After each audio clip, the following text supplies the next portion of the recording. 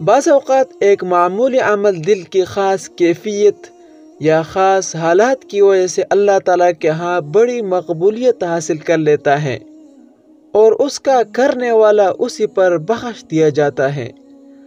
رسول اللہ صلی اللہ علیہ وسلم نے فرمایا، اسی اثناء میں ایک آدمی راستے پر چل رہا تھا۔ اسے سخت پیاس لگی۔ چلتے چلتے اسے ایک کنواں ملا۔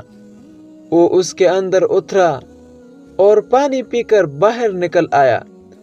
کنویں کے اندر سے نکل کر اس نے دیکھا کہ ایک کتا ہے جس کی زبان باہر نکلی ہوئی ہے اور پیاس کی شدت سے وہ کیچڑ کھا رہا ہے۔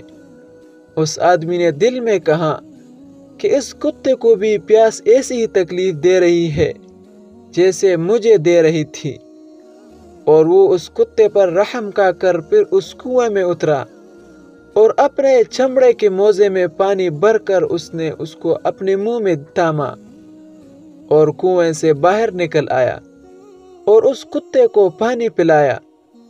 اللہ تعالیٰ نے اس کی اس رحم دلی اور اس محنت کی قدر فرمائی اور اسی عمل پر اس کی بخشش کا فیصلہ فرما دیا۔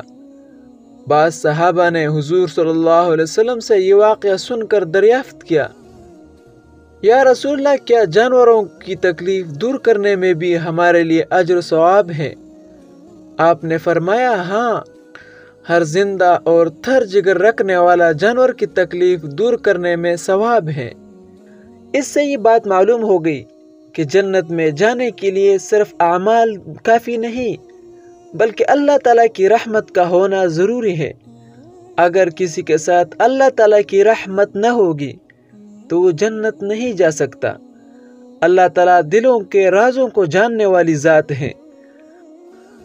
الغرض مغفرت و بخشش کے اس فیصلے کا تعلق صرف کتے کو پانی پلانے کے عمل سے نہ سمجھنا، بلکہ جس خاص حالت میں اور جس جذبے کے ساتھ اس نے یہ عمل کیا تھا وہ اللہ تعالیٰ کو بے حد پسند آیا اور اسی پر اس بندے کی مغفرت اور بخشش کا فیصلہ کر دیا۔